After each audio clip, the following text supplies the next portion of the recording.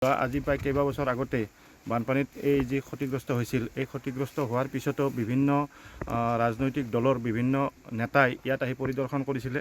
সন্মানীয় প্ৰমোদ বড়ো ডাঙৰীয়ায়ো ইয়াত তেওঁ নিজে চিফ হোৱাৰ আগতে আহিছিলে, আহি পেলাই চাইছিলে, চাই তেখেতে আমাক কথা দিছিলে যে তেওঁ যদি চৰকাৰ কৰিব পাৰে তেতিয়াহ'লে প্ৰথম বৰ্ষতে তেওঁ আমাৰ এই সমস্যাটো, এই যি বানপানীৰ ক্ষতি কৰা যিখিনি সমস্যা, যাতায়াত বিঘ্নিত হৈ থকা যিখিনি সমস্যা, এইখিনিৰ পৰা তেওঁ মানুহখিনিক পৰিত্ৰাণ দিম বুলি আশ্বাস দিছিলে। কিন্তু আজি প্ৰায় গৈ তেখেতৰ শেষ কাৰ্যকালৰ নিৰ্বাচন আহিবৰ হ'ল। এতিয়ালৈকে কিন্তু BTCত তেওঁলোকে চৰকাৰ কৰাৰ পিছতো তেওঁলোকে আমাৰ এই সমস্যাখিনিক আজিলৈ গুৰুত্ব নিদিলে।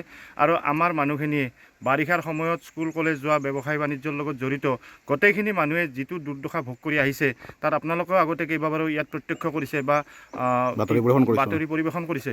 কিন্তু এতিয়ালৈ এই সমস্যাখিনিত তেওঁলোকে কোনো গুৰুত্ব দিয়া নাই। আমাক বিভিন্ন সময়ত তেওঁলোকে আশ্বাস দিয়ে, এই নিৰ্বাচনৰ আগততো আৰু আশ্বাস দি থাকে, কিন্তু তেওঁলোকে নিৰ্বাচন যোৱাৰ লগে লগে প্ৰতিনিধি হৈ উঠাৰ পিছত তেওঁলোকে আমাক সেই একে মাহিয়াৰ দৃষ্টিৰে আমাক চোৱা পৰিলক্ষিত হৈছে। গতিকে আমি অনাগত দিনত এইবাৰ যেতিয়া নিৰ্বাচন আহিব, আমাৰ ৰাইজ একত্ৰিত হৈছে, আমি খুব সুস্থিৰ সিদ্ধান্ত লৈহে একত্ৰিত হৈ আমি নিৰ্বাচনত আগবাঢ়িম বুলি ভাবিছোঁ। যিসকলে আমাৰ সমস্যাখিনিক নিজৰ সমস্যা বুলি লৈ এই সমস্যাখিনি সমাধান কৰিবলৈ আগবাঢ়ি আহিব, তেওঁলোকৰ লগত পক্ষতে আমি থিয় হ'ম। আজি প্ৰায় কেইবাবছৰ আগতে বানপানীত এই যি ক্ষতিগ্ৰস্ত হৈছিল, এই ক্ষতিগ্ৰস্ত হোৱাৰ পিছতো বিভিন্ন ৰাজনৈতিক দলৰ বিভিন্ন নেতাই ইয়াত আহি পৰিদৰ্শন কৰিছিলে। সন্মানীয় প্ৰমোদ বড়ো ডাঙৰীয়ায়ো ইয়াত তেওঁ নিজে চিফ হোৱাৰ আগতে আহিছিলে, আহি পেলাই চাইছিলে, চাই তেখেতে আমাক কথা দিছিলে যে তেওঁ যদি চৰকাৰ কৰিব পাৰে তেতিয়াহ'লে প্ৰথম বৰ্ষতে তেওঁ আমাৰ এই সমস্যাটো, এই যি বানপানীৰ ক্ষতি কৰা যিখিনি সমস্যা, যাতায়াত বিঘ্নিত হৈ থকা যিখিনি সমস্যা, এইখিনিৰ পৰা তেওঁ মানুহখিনিক পৰিত্ৰাণ দিম বুলি আশ্বাস দিছিলে। কিন্তু আজি প্ৰায় গৈ তেখেতৰ শেষ কাৰ্যকালৰ নিৰ্বাচন আহিবৰ হ'ল। এতিয়ালৈকে কিন্তু BTCত তেওঁলোকে চৰকাৰ কৰাৰ পিছতো তেওঁলোকে আমাৰ এই সমস্যাখিনিক আজিলৈ গুৰুত্ব নিদিলে। আৰু আমাৰ মানুহখিনিয়ে বাৰিষাৰ সময়ত স্কুল কলেজ যোৱা, ব্যৱসায় বাণিজ্যৰ লগত জড়িত গোটেইখিনি মানুহে যিটো দুৰ্দশা ভোগ কৰি আহিছে, তাত আপোনালোকেও আগতে কেইবাবাৰো ইয়াত প্ৰত্যক্ষ কৰিছে বা বাতৰি পৰিৱেশন কৰিছে। কিন্তু এতিয়ালৈ এই সমস্যাখিনিত তেওঁলোকে কোনো গুৰুত্ব দিয়া নাই। আমাক বিভিন্ন সময়ত তেওঁলোকে আশ্বাস দিয়ে, এই নিৰ্বাচনৰ আগততো আৰু আশ্বাস দি থাকে, কিন্তু তেওঁলোকে নিৰ্বাচন যোৱাৰ লগে লগে প্ৰতিনিধি হৈ উঠাৰ পিছত তেওঁলোকে আমাক সেই একে মাহিয়াৰ দৃষ্টিৰে আমাক চোৱা পৰিলক্ষিত হৈছে। গতিকে আমি অনাগত দিনত এইবাৰ যেতিয়া নিৰ্বাচন আহিব, আমাৰ ৰাইজ একত্ৰিত হৈছে, আমি খুব সুস্থিৰ সিদ্ধান্ত লৈহে একত্ৰিত হৈ আমি নিৰ্বাচনত আগবাঢ়িম বুলি ভাবিছোঁ। যিসকলে আমাৰ সমস্যাখিনিক নিজৰ সমস্যা বুলি লৈ এই সমস্যাখিনি সমাধান কৰিবলৈ আগবাঢ়ি আহিব, তেওঁলোকৰ লগত পক্ষতে আমি থিয় হ'ম।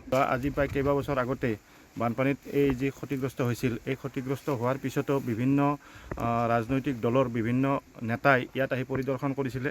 সন্মানীয় প্ৰমোদ বড়ো ডাঙৰীয়ায়ো ইয়াত তেওঁ নিজে চিফ হোৱাৰ আগতে আহিছিলে, আহি পেলাই চাইছিলে, চাই তেখেতে আমাক কথা দিছিলে যে তেওঁ যদি চৰকাৰ কৰিব পাৰে তেতিয়াহ'লে প্ৰথম বৰ্ষতে তেওঁ আমাৰ এই সমস্যাটো, এই যি বানপানীৰ ক্ষতি কৰা যিখিনি সমস্যা, যাতায়াত বিঘ্নিত হৈ থকা যিখিনি সমস্যা, এইখিনিৰ পৰা তেওঁ মানুহখিনিক পৰিত্ৰাণ দিম বুলি আশ্বাস দিছিলে। কিন্তু আজি প্ৰায় গৈ তেখেতৰ শেষ কাৰ্যকালৰ নিৰ্বাচন আহিবৰ হ'ল। এতিয়ালৈকে কিন্তু BTCত তেওঁলোকে চৰকাৰ কৰাৰ পিছতো তেওঁলোকে আমাৰ এই সমস্যাখিনিক আজিলৈ গুৰুত্ব নিদিলে।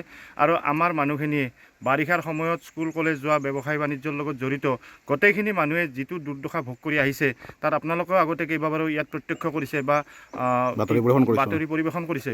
কিন্তু এতিয়ালৈ এই সমস্যাখিনিত তেওঁলোকে কোনো গুৰুত্ব দিয়া নাই। আমাক বিভিন্ন সময়ত তেওঁলোকে আশ্বাস দিয়ে, এই নিৰ্বাচনৰ আগততো আৰু আশ্বাস দি থাকে, কিন্তু তেওঁলোকে নিৰ্বাচন যোৱাৰ লগে লগে প্ৰতিনিধি হৈ উঠাৰ পিছত তেওঁলোকে আমাক সেই একে মাহিয়াৰ দৃষ্টিৰে আমাক চোৱা পৰিলক্ষিত হৈছে। গতিকে আমি অনাগত দিনত এইবাৰ যেতিয়া নিৰ্বাচন আহিব, আমাৰ ৰাইজ একত্ৰিত হৈছে, আমি খুব সুস্থিৰ সিদ্ধান্ত লৈহে একত্ৰিত হৈ আমি নিৰ্বাচনত আগবাঢ়িম বুলি ভাবিছোঁ। যিসকলে আমাৰ সমস্যাখিনিক নিজৰ সমস্যা বুলি লৈ এই সমস্যাখিনি সমাধান কৰিবলৈ আগবাঢ়ি আহিব, তেওঁলোকৰ লগত পক্ষতে আমি থিয় হ'ম। যিকোনো খবৰৰ বাবে যোগাযোগ কৰক 7099017330 লগতে 7099017110 নম্বৰত।